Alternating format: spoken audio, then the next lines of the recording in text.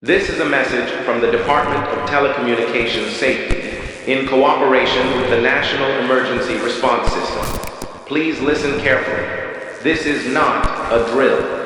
An abnormal telecommunications event has been reported across multiple counties. It involves a standard mobile phone function, but with an escalating pattern that cannot be explained by network error or device malfunction.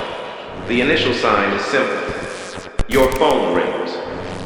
But when you check it, there is already a call in progress. Users report no record of dial, no contact name, just an active call. No sound on the line.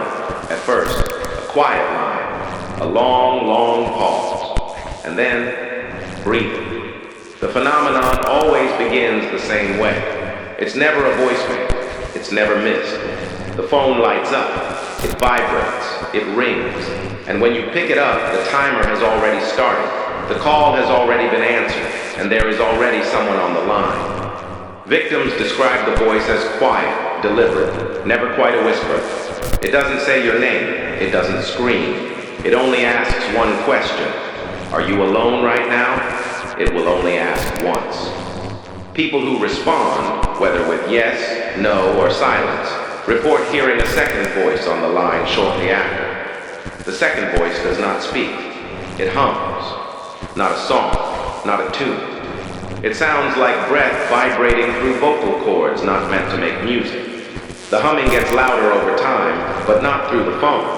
Victims begin to hear it inside their homes, from another room, from under the bed, from behind the door they thought they locked. In one confirmed case, the call came from the user's own number.